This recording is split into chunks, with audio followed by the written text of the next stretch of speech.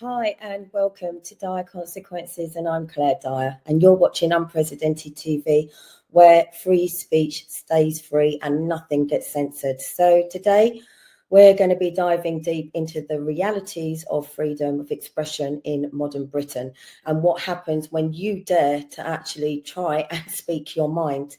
My guest today is Jamie Michaels, and he knows this all too well. Jamie Michael, and he knows very too well because he was actually arrested and held on remand for simply posting a video sharing his views on the state of this country and everything that is happening to it. We're going to be talking about what happened, what it says about free speech today, and why so many people are afraid to now speak out. So I want to welcome to the show Jamie. Hi Claire, how's it going?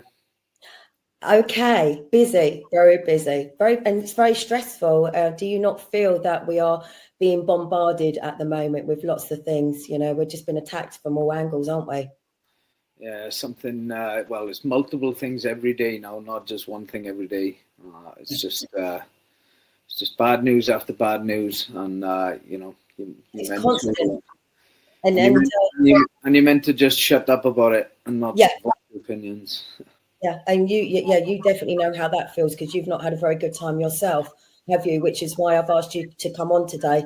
So I want you to sort of tell me a little bit about, well, first of all, tell me your background, because I think that's really important for people to know what your background is. Where do you want to start? I don't know. You find a place to start. It's your place to speak and talk. From when I left school, and I was a good footballer when I was younger, so I ended up doing an apprenticeship footballer with Oxford United. Before that, I was with Man United. I signed schoolboy forms, but then they released me and I went to Oxford United. I was there for about 18 months before transferring to Cardiff, and I just ended up leaving Cardiff and trying my luck in New Zealand. I went over there and then came back after about 6 months. It didn't work out over there, and I was feeling a little bit kind of lost because my footballing dream didn't quite work out. And one day it was Christmas shopping actually, and walked past the Army Careers Office in Cardiff. Went in for a browse and got talked. Met a Royal Marine, and he asked me what was my background, and I told him I had been a footballer and I was quite fit. And he said, "Why didn't you try the Royal Marines?" And I said, "Yeah, I'd seen a little bit about the Royal Marines on TV and stuff like that. I didn't really know much about it." But he said, "If you're fit, then this is the one for you." So that's what I did. I went on a 3-day trial. It's called a potential Royal Marines course, and when I came back, it was like a breath of fresh air. Because I'd had a lot of disappointments in football, and it gave me a bit of a confidence boost. So I ended up signing up for the proper training, and a couple of I think it was about maybe 2 months later, I was on the full kind of Royal Marines training course, and so I joined when I was 20. Wow. I passed out as an original, so that means you pass out first time. You don't get back trooped at all. And from there, I done 4 years in the Royal Marines, where I served in. I done 2 tours in Sierra Leone when there was trouble over there. I done a tour of Northern Ireland, and I went on Optelic 1, which was the kind of initial invasion into Iraq in 2003. You are somebody who has given your life for this country, and I can see this is you in the photo. Where was this taken? I was in Iraq. Yeah, we I really shouldn't have taken a photo there because we were kind of on and off under fire all that day.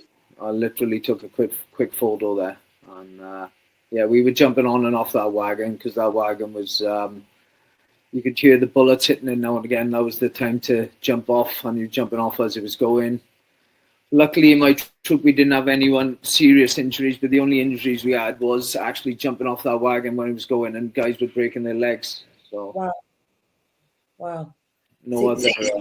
So you've seen quite a bit during your time in the Marines, then, haven't you? Yeah, it was busy. It was a real busy 4 years. I couldn't have picked a kind of a better time to join then if you were looking for action, because I was literally in and out of operations the whole time I was there. That was the first day in Iraq, and there was mortars being dropped just behind that building, and because there was a threat of chemical attack as well, we put our respirators on, but they were just normal mortars, so there was no actual chemicals being dropped right there then. So how long were you in the Marines for? I just done the minimum term, which is I done 4 years and 1 month. Right. How was that when you actually left, after everything that you'd kind of been through, all of you'd been through? Well, it was difficult because I'd literally just come back from Iraq, because my notice was in. Oh, you got to give a year's notice, so my notice was in a year prior to that, and so I literally went to Iraq, came out, and literally left. So I didn't have a transition period where you were kind of a cool down then from being in war to then just walking our streets, and then I was a civilian as well, then not even going back into the Marines. Yeah. I was in Northern Ireland. You were in Northern Ireland. Okay. So you've seen quite a lot then, haven't you? I've seen a bit, yeah. I've there's people out there seen a lot more than me, but I have seen a bit, definitely, yeah. So I'm going to move forward to actually, why I wanted you to come on, because you were in fact arrested, weren't you, for a 10-minute video that you posted onto, I believe, Facebook, wasn't it? Off the back of Axel Rudakabana, obviously killing 3 children and injuring 10, didn't you, Jamie? Yeah.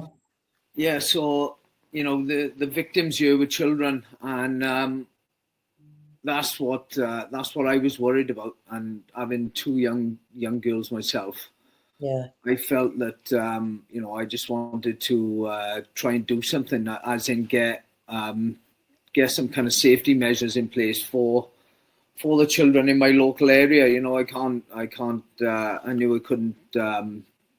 do something for the whole of the UK. I just wanted to do something in my area. So I called on the community to have a meeting about that, and I clearly said in the video that we were gonna, in this meeting, we were gonna consult the police, the politicians, the councillors, try and get them involved. So see if we could get some actual proper security in place at the schools and parks, because obviously that's where the children are in the daytime and after school. So that was my little bit that I wanted to do. And we do have some clips of that 10-minute video that, if the studio can pull that up, please. Security on the schools now these days, right?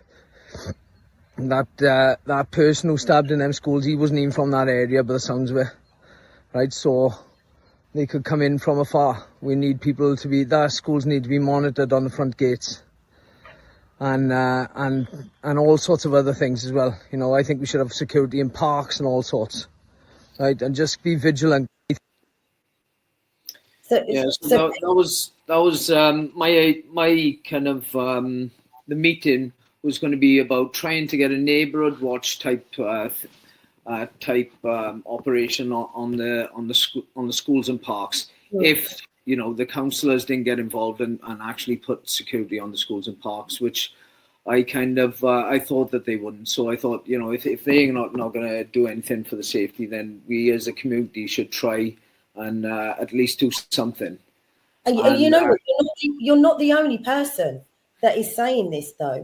Up and down the country, people are saying, I'm saying it, that as a community or a village or a town, we need to get people together, like a new form of local residents association, if you like. And, we need to patrol our streets. We need to hold our councils to account. We need to be asking questions. We need to not let these things slide. We need to be standing up and not fighting. It's terminology, but not fighting as in physically fighting, but making a stand legally and holding to account. And there's so many people saying that, so you're not the only person. Yet it seems that by you saying this didn't go down very well for some reason. Well, it triggered the local councillor who reported me. And who is your councillor? What party? Does that of interest? Labour. Oh, It was Buffy Williams and Ryan Evans. Ryan Evans was her telecommunications officer, and she tasked him to actually come to my meeting. I don't know if he actually came in, but they did say that he, in the evidence, that he was outside and he's seen us outside with notepads, about 8 of us, he said. There was about 40 people that came to the meeting. It was mixed, like it was men and women, mostly older ladies and older men. There was a few youngsters there, but mostly older. And we kind of had a chat about doing neighbourhood watches and a chat in general about safety. Right. And then we decided then we wanted some formal representation. Because we knew people were getting arrested at this time as well, so we wanted some formal representation. And we decided we were going to contact the local Reform councillor candidate, and we were going to see if they could come to the next meeting. So I did actually contact him, and he was coming to the following meeting. That didn't actually happen because I got arrested before that actually happened. Then we're going to show the other videos. We're going to show the other videos of part of what was said in that 10 minutes, because I think people need to see that. If the studio can put them up as well, please. Organising, okay, which doesn't mean getting bats and knives and stuff and going doing what they're doing. That's not what I'm talking about. I'm talking about doing things the right way, getting in big groups, having meetings, and going to the council, going to the police, and going to the politicians. I think we should also play there's another one as well. We'll play that one as well, if the studio can bring that up as well, please. I would say that we need security on schools now at the moment, okay? And that should be paid for out of our council tax money, which seems to be disappearing into thin air, because it's not going into the valleys, it's not going into the leisure centres, it's not going into anything to do with us. Yeah. See, from what I'm seeing there, I can't see that there was anything that you said that warranted you getting arrested. No, most people, like even people who I didn't know, people have said that they had passed this video on to others to have a look at it. And everyone who viewed that video said that they couldn't believe that I was being arrested. There was even he's a Pakistani immigrant, and he'd been messaging me, and he said that he'd seen that I'd been arrested, and he felt disgusted, and he had also passed it to 5 of his friends, and they said there was nothing racist in there at all. Right. So that was nice of him to do that. And so what exactly was the charge when you were arrested? Public Order Act, trying to incite racial hatred, I think it was, but that's not what I initially got arrested for. It was Public Order Acts. I can't remember, to be honest with you, but they changed it a couple of times. They even changed it like a week before. It was trying to incite racial hatred to likely to incite racial hatred.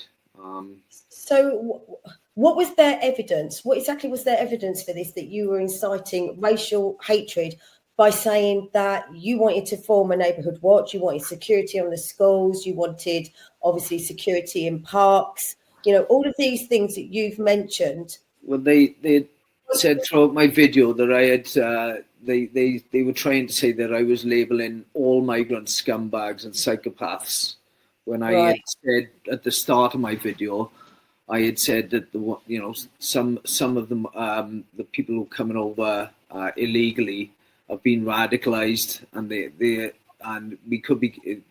I think I can't remember off my top of my head, but they had been radicalised and they could be psychopaths, and we just don't know who or which ones they are. But just to put into context, I'm guessing you're not that far from Southport. It's quite close, isn't it, in relation to the whole of the UK to you, isn't it? Not really. I am. Oh, I'm about I 4 thought hours. it was. I'm not that great at geography, clearly, but I didn't think. If I lived up North Wales, I'd be closer. Yeah, but I'm down South Wales, so I'm. Right. I'm about But, 4. this is when obviously emotions are running high, because who cannot be affected by the fact that these children, these girls had been killed and 10 had been injured, and they weren't telling us the truth. It was so obvious that the mainstream media weren't telling us the truth. That's what was getting to me. They were saying he was a quiet Welsh choir boy. Well, I was thinking that's not the actions of a quiet Welsh choir boy. And I've never seen or heard anything in my life like that in the UK. That's something that, to me, came from out of this country. And that's what I thought it was, because there was rumours going around that he possibly had recently come in on a small boat, but that was found out to be wrong. But I actually said in my video that this person has probably been either radicalized at home or in a mosque, and I was right, because it looks like he was radicalized at home to me. I mean, he does kind of look a little bit scary and a little bit evil, doesn't he, to be fair? Yeah. And as I said, they weren't upfront about it, and as it turned out, wasn't he? Well, they never get held accountable. The mainstream media painted him as a quiet Welsh choir boy, when multiple times he had been caught carrying weapons to school. He was known to the Prevent team. He talked about doing genocides. I mean, when do the media ever get pulled in and taken to court for their misinformation? Because I had a couple of things wrong. I did think that he'd come in recently on small boat. I did get that wrong. But they were saying he was a quiet Welsh choir boy. So, that's really, really wrong. The thing is, had they been upfront with us and just told the truth, I don't think there would have been as much anger. I mean, don't get me wrong, what happened was absolutely horrendous, but it was the fact that it seemed very apparent that between the government and the mainstream media, they were trying to cover it up, and they were trying to shut down people's feelings of how horrendous what happened was. And the fact that they weren't giving answers, the fact that they didn't seem to be going the right way about it, I just think they've seen this as an opportunity to really clamp down on the so-called far right, and there is no far right that I know of. There's just people on the right who are having a natural reaction to 10 little girls being butchered, and if you look deeper into it, then I've seen it during COVID that there was people planted in them crowds to agitate it further. They'll probably be the first ones throwing bricks. They'll be at the front pushing the people at the front into the police, and we've seen that kind of thing going on during COVID protests. And then people are walking freely into the back of police vans and with no handcuffs on them. So I think there was more. I think we'll find out in the future that there was a lot more to this than riots than what we have been told. Yeah. So the point is, off the back of people's emotions running very high, very distressed and shocked about what had happened, and not to mention the fact that it was only just a few days before you'd had the assault on 2 female police officers at Manchester Airport, which they'd covered that up as well. They tried to deceive the true story about that. Again, they're only showing in the Manchester Airport video, they were only showing you the bits that they wanted to show. They didn't actually show where them lads had been assaulting the police officers beforehand. Yeah. They just showed where the guys on the floor had a kick to the head, and then everyone just thought that was it, And Yeah. then when that actual video came out, then that the fight that happened beforehand, the person that filmed that video, then the police were looking for him as if he was in the wrong. Yeah. I just feel that, no one, unless you're not human, could not have your heart break at the pictures that we just saw of those 3 little girls and what happened to them. And, this is each and every one of them, their families, they've got to live with this for the rest of their lives. They're never going to get over this. And yet we know how strongly we felt about it. And off the back of that, off the back of the emotions running high and the way in which the mainstream media and our government handled it, you went out and you did a video. And yes, you called them scumbags. Yes, you mentioned the fact that they may be illegal immigrants. You may have got some facts wrong, but, they twisted your terminology. You, like probably most people in this country, are thinking things are going badly wrong here. It is going wrong. Well, things were escalating, after them riots. There was the riots at the hotel, and then there was gangs of Asians walking around with weapons, or through city centres in big numbers.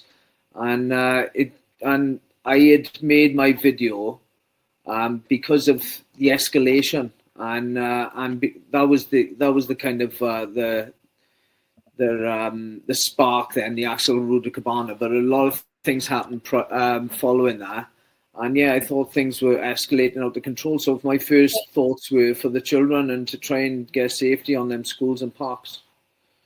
Right. I made the video spur of the moment. I was just, I was thinking about it, and it was making me feel really, upset. And I just thought, I've got to try and do something. So I never really thought too much about it. I just made the video. Yeah, we're going to go to a break, and when we come back, we'll talk about what happened off the back of that video.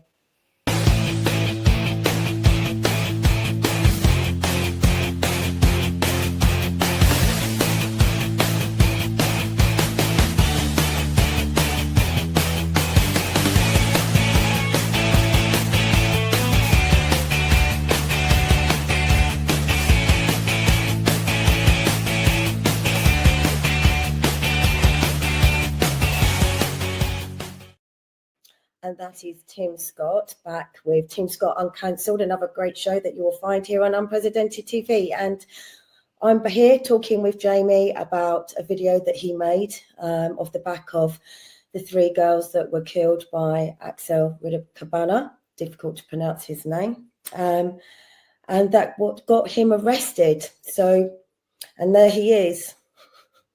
I mean, there are plenty of words, but sometimes it's best not to have those words, because if you do, you're more than likely going to get arrested for them, aren't you? As you found out, Jamie, unfortunately. So you got arrested, and what happened when you were arrested? Because this is what I find quite shocking, to be fair. Yeah. So first of all, I had a knock at my home address. My girlfriend answered, and there was, I think it was about 6 police officers there. Some were in plain clothes, some weren't.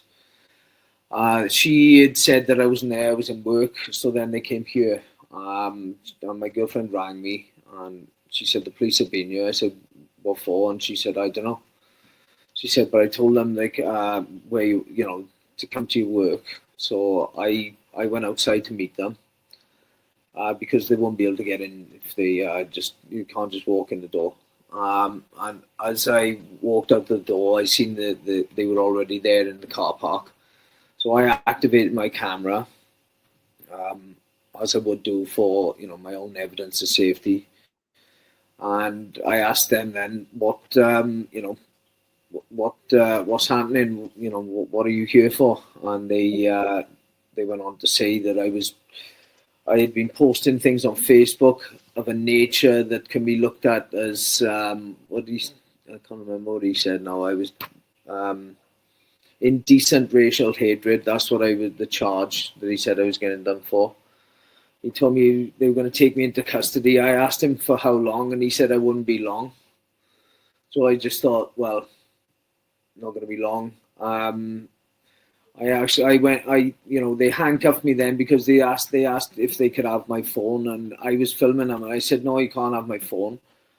And then he lunged for me, so I just went to put it in my pocket, and they just they took the phone off me, handcuffed me to my rear, and took me to Bridgend police station. And I was cuffed for about an hour and a half, and I actually told them I had a shoulder injury at the time. It was really hurting me in there. I said, can you just cuff me to the rear? They said no, because of your reaction. And the only reaction I had was putting my phone in my pocket. So they kept you in handcuffs because of that? Yeah. Wow. And for, like I said, for an hour and a half. And they told me when I got to our police station that my interview was going to be ready, I was going to go straight into it. So I thought I was going to be in and out. Mm. When I got to the desk, they told me the charge, and they told me that it was a maximum of 7 years. And I was like, what? 7 years? I was trying to think, what the hell's going on? I still didn't understand what I was getting done for, because they didn't properly explain when I got arrested. So I went into the cell, and then I was waiting, and nothing happened. I can't remember if I had seen my solicitor. I don't think I'd seen the solicitor on the first day. I think he came on the second day. But this was early Friday afternoon. This was about 1-2 o'clock, I think. And it went, like I said, they told me the interview was ready. Then it went all the way through to the next day. I wasn't allowed a phone call either, when I thought you'd be allowed a phone call. But I think they were. You weren't allowed to make a phone call? I weren't allowed a phone call till after my interview. So I was kind of pushed into taking the duty solicitor, unless I knew a solicitor that I could have. They said, "Do you want the duty solicitor?" And I took the duty solicitor. I've never been in trouble before where I needed a solicitor, and I just. But I wasn't allowed a phone call, and I think they said because they were I can't remember the reason why. Maybe it was because they were possibly looking that I was getting done under the Terrorism Act, because that's what the duty solicitor told me later on, that he said they were possibly looking at bringing my partner in as well, guilty by association, just for living with me. You're joking? No, yeah. She's committed no crime, but they're going to bring her in just because she's your partner. Yeah, and guilty by association, because he said something about the Terrorism Act, and I was like, I kept saying, for what? What have I done? And he kept saying, he going like, I don't know. He said they trying to take words out of your video and take it out of context and say that they're trying to incite racial hatred. And I kept saying, what words? What did I say? And he said, I can't tell you because the video was buffering. Okay, so the video my video they uploaded to this portal, it was buffering. So my duty solicitor couldn't see the video. But he was going off the transcript, and the words were changed in the transcript. They even changed the name of my video. The name of my video is "This Is What I Think," and they changed it to "This Is What I Believe." And they changed one word in the transcript where I said they started a riot en masse. They changed "they" to "I," so it read "I started a riot en masse," and the video didn't work. So in the transcript, I've admitted to starting a riot, and I kept saying to the solicitor, "Well, what do you mean it doesn't work?" Because surely it's, you've got to be able to look at the evidence. Well, I've heard this from a few people before that have been arrested on maybe something they said in a chat or WhatsApp or social media. And when they're pulled in and they've asked, what is it I've said? What is it I've done? They haven't got it. They haven't got the evidence. So you're basically being arrested and charged with something that they haven't even seen yet. They can't provide it. And it just feels like they can just arrest you for absolutely anything. And you're actually being treated worse than, say, a paedophile or somebody who's murdered someone at this stage, because it seems to me that, taking away free speech and cracking down on what people are saying and people having an opinions is now seen as a bigger crime than, say, attacking somebody or murdering somebody. And we do have the video of your arrest, actually. So we're just going to play that before you happy now, yeah? My camera's rolling. Anyway, don't badge number anything like, are you happy? we to continue. No. But 8441 as well, right? Both working for Port Police Station, but right? Okay, yeah. To be totally honest with you, right? We've had a report, there's been posts put on Facebook, right? Of a nature which could be, listen now, right? Let me just finish what I'm trying to say. Could be seen as racial hatred, alright? It's a load of bollocks, Right, you know that. now, You were trained. Listen now, alright? So let me finish what I got to say, okay? So based off of that, right, the time is 12:55 and I'm arresting you on suspicion of indecent racial hatred. Show me which one first. You do not have to say anything but me on your defence. If you do not mention my question, subject to later right in court, 18 do say may be given in evidence. Do you understand that, fella?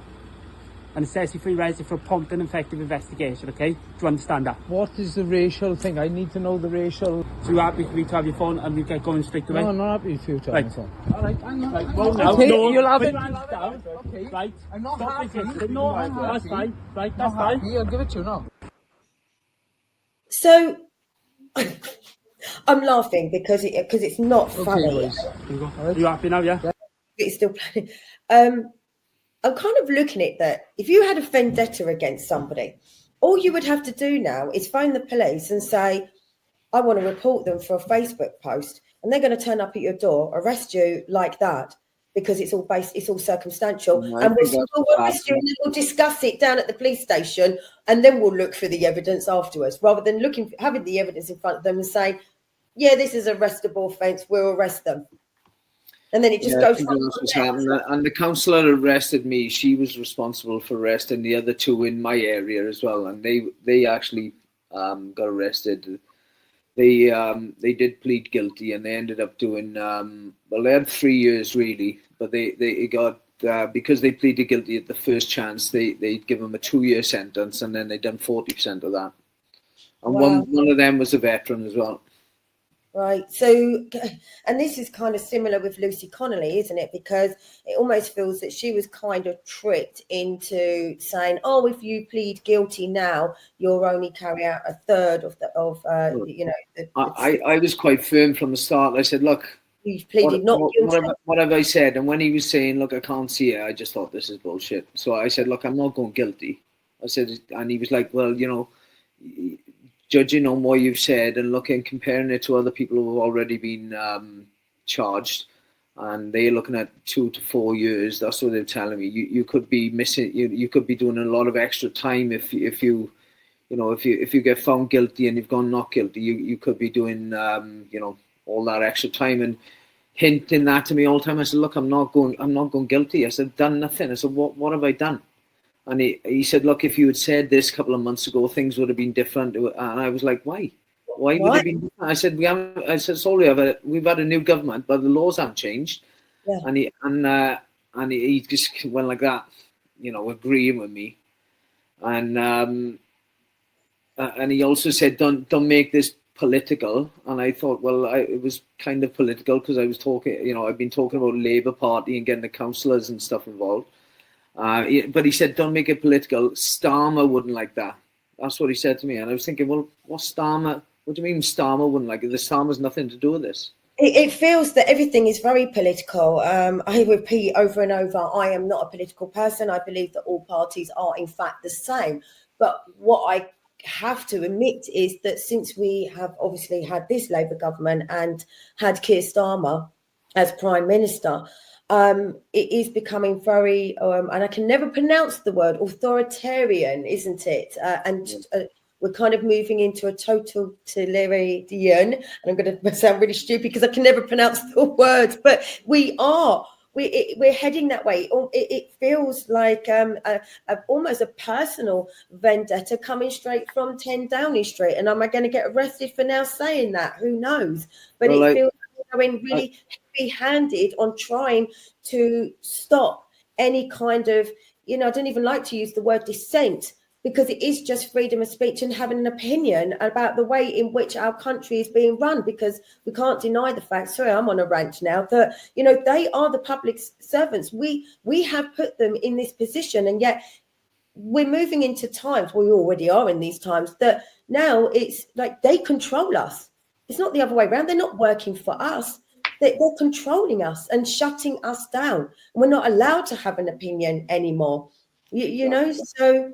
they've forgotten their role. Like you said, they serve us, and we have forgotten as well. I think that they do serve us because people are afraid of them, and they really, they should be serving us, and they're doing the exact opposite at the moment. Like you said, they've been really authoritarian. Yeah. And off the back of that, you didn't even get bail, did you? You got remanded. Yeah. He said that I was. He feared that I was going to cause further offences, and even though I've not got any previous, I had a drink. I had a drink driving 15 years ago, but that was it.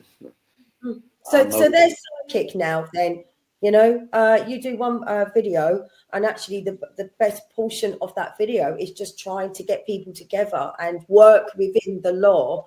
But clearly, maybe they saw you as a threat in that respect, so they needed to kind of shut you down. Yet your history, the life in which you've led has been exemplary. You have served this country. You've put you may know you've given your life, really. Well, I was willing to give the ultimate sacrifices in my life, back then, and I've still got that kind of mindset where I still feel like I want to look after my community and keep them safe. And that's the reason that I stepped up to call that meeting.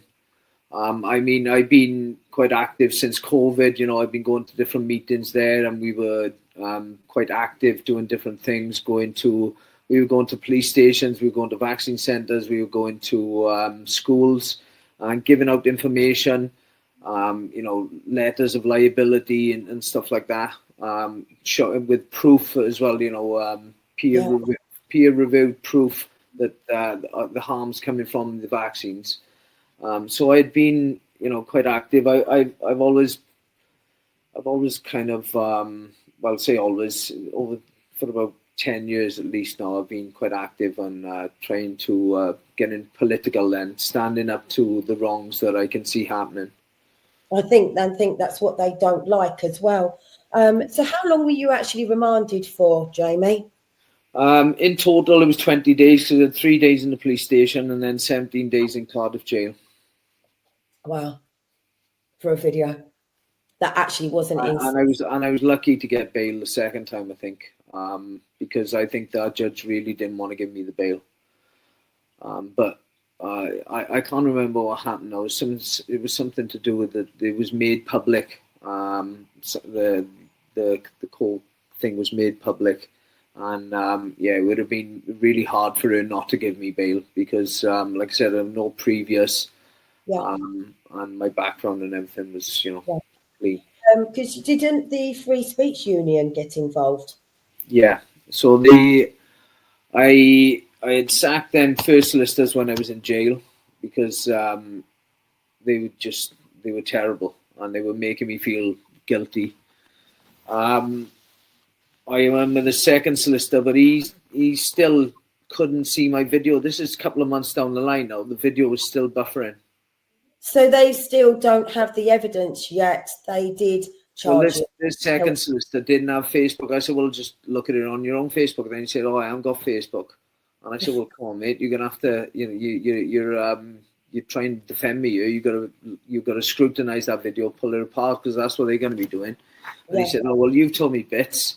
And he said, I've seen part of it. And I've said, no, that's not washing with me. And the Free Speech Union had been in touch with me because they'd seen my story on the news. So they reached out, left an answer phone message.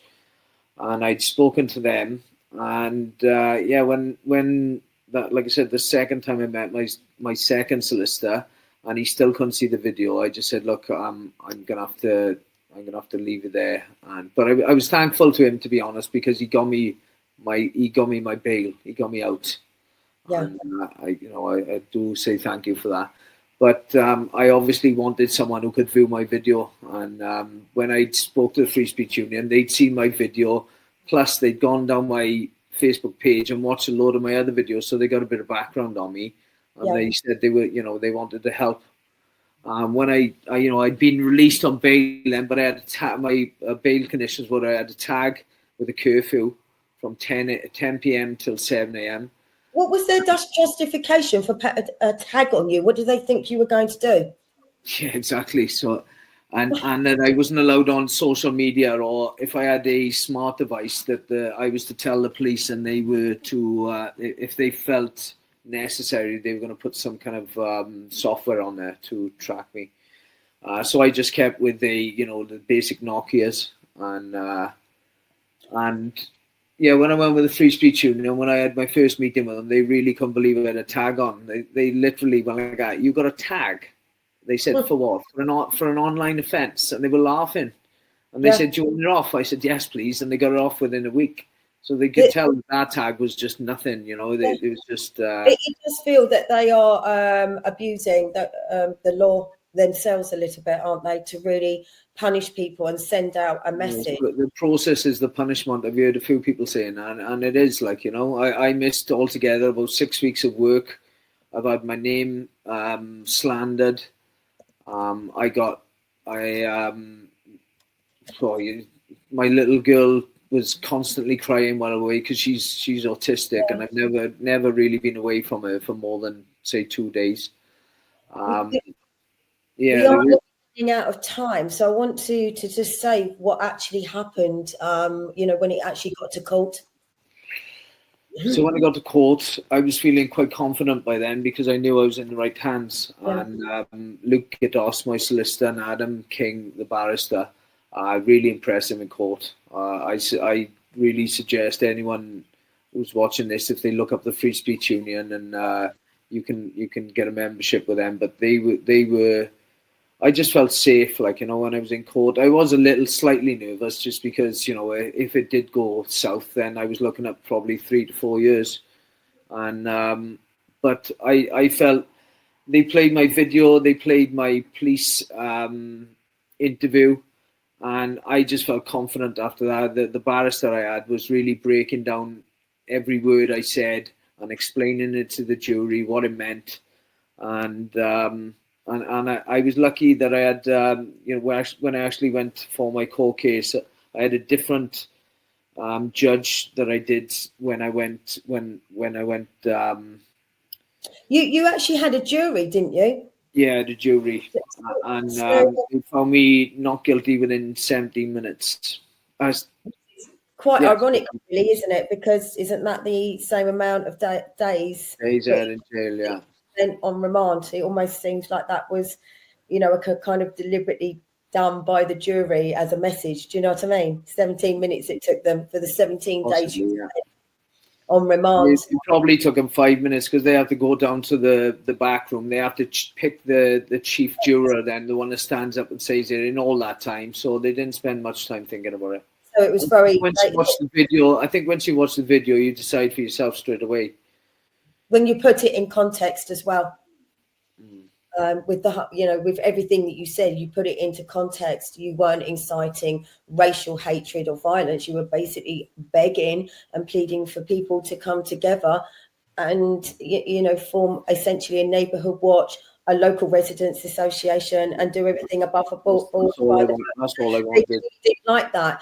And, what's kind of so ironic about this is that they, you have been, they've tried to silence you, they've tried to punish you. You're not the only one, obviously, by far. As you said, we very famously know of what's happened to Lucy Connolly, yet Keir Starmer sat in that White House and said to Trump about how much they value free speech and will protect it at any cost. Just a joke in it, but I knew there was something up. I knew, when he was saying things to me, like, if you'd said this a couple of months ago, and Starmer wouldn't like this, you wouldn't like you to make this political, and Starmer's fast tracking these to the Crown Court. So I was thinking, this isn't right. There's something wrong here. And I was thinking, I'm not going to get caught up in this stitch-up operation. I stood my ground, and I knew that I hadn't said anything as well. That's why I kept asking them, what did I say? And they were going, I don't know, because the video doesn't work. Yeah, we have got that video, just to remind people of what Starmer actually said to Trump in the White House. earlier Vice this year. President Vance condemned free speech violations in the UK, particularly. Could you respond? What is your message? I have an idea. We have the man right here. Come on. Let's go, JD. We're putting you on stage. Great. Look, I said what I said, which is that we do have, of course, a special relationship with our friends in the UK and also with some of our European allies. But we also know that there have been infringements on free speech that actually affect not just the British. Of course, what the British do in their own country is up to them, but also affect American technology companies and by extension American citizens. So that is something that we'll talk about today at lunch. We've had free speech for a very, very long time in the United Kingdom, and it will last for a very, very long time. Well, no, I mean, certainly we wouldn't want to reach across US citizens, and we don't, and that's absolutely right. But in relation to free speech in the UK, I'm very proud of our history there. I would say that he just lied. The toolmaker's son. I mean, how can he sit there and keep saying, I mean, you can tell by his body language and the stuttering that he doesn't actually really believe what he's saying, but obviously he has to say it because everything they're doing is actually scaring people into taking away free speech by silencing them essentially. I mean, how's it made you feel after this all happening to you? Like I was really, really cautious for a while afterwards. I'm kind of coming back to how I was before now, because I feel that we can't have our voices taken away. If we have our voices taken away, we can have all our freedoms taken away following that very soon. And we know, well, I'm pretty sure now that all this kind of migration problems we're having is let to happen just to give them an excuse to bring in this digital ID. And I'm not going to stop. You know, I know the consequences now. I could potentially get arrested again, but I just think if it's too important, we just got to keep talking. And I know if I talk, then that'll give other people confidence to talk as well. So, and if they did shut me up, then everyone else around you would probably be quiet. And that's I think that is actually the intention of all of it. Is, you know, we are losing free speech, and it is very concerning about where we're heading. And as you just said, you know, you felt extremely cautious. I mean, I'm very much aware. Every single day I put something up on social media, I think very carefully about the terminology and the wording in what I say. But I know that, you know, anything that you say potentially against them is going to get you arrested. And, you know, by doing this, they call you a racist or Islamophobe now for literally nothing, like, you know, just because you disagree with them. And then you have Peter Finch.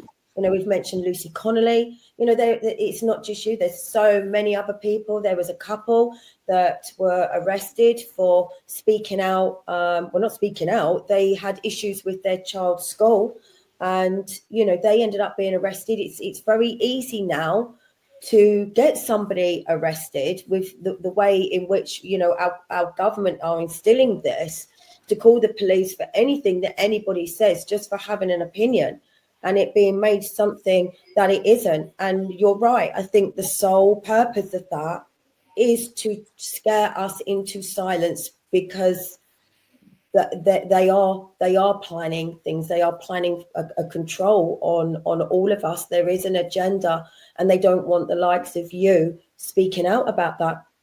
Yeah, no, they really want to clamp down on our freedoms in all sorts of ways, and say freedom of speech is just one of them things. But they're going to be clamping down on our freedom of movement, our freedom of purchase.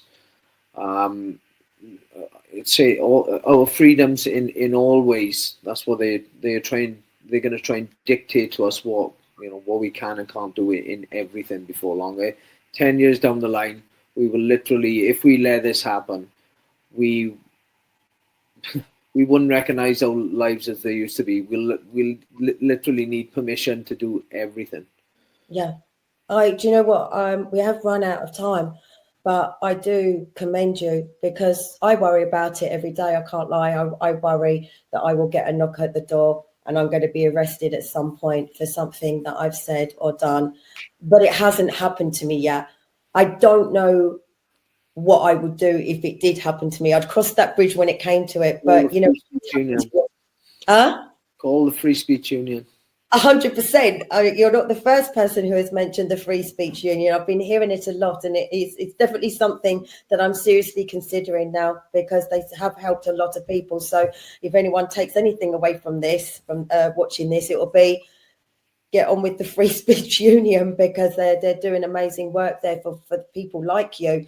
Because, like I said, I commend you really that it didn't scare you away. You know, it was not nice to obviously spend 17 days in prison and say, you know, you're a veteran. You know, it's shocking, really. You know, you served your country. You know, you fought for this country. You could have lost your life fighting for this country. There you are again. I have been put in some, you know, scary situations, and this is how they repay you. I could tell they were trying to scare me, and I was just keeping my cool, and you know, as much as I could. Yeah.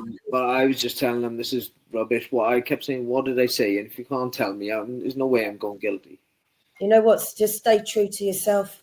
Stay true to yourself. You know, as I said, this is how they repay you. They tried to silence you, and you know, for a crime that you actually hadn't committed, a law that hadn't been broken. And yeah, we have run out of time now, but you just keep carrying on, Jamie. 100%. Keep carrying on, because it's sending out that message that they can't silence everybody. So I want to thank Jamie for coming on and telling his story. You know, that's all we have time for today. We have kind of run over. You know, there's another episode of Dyer Consequences here on Unprecedented TV, where we speak truth without fear, and we keep the conversations, and we talk about those conversations that others don't want to touch. A huge thank you to Jamie for sharing his story and reminding us just how fragile and how vital our right to free speech really is. Because, to be honest, once we lose that, once it's gone, it's gone. The moment we start questioning authority is the moment that we will lose our freedom. If you value open dialogue and independent voices, don't forget to like, share and subscribe to us here on Unprecedented TV. It helps us keep those important discussions alive, and we want to keep having them all the time. I'm Claire Dyer. This has been Dyer Consequences. And until next time, stay brave, stay curious, never, ever stop speaking your truth.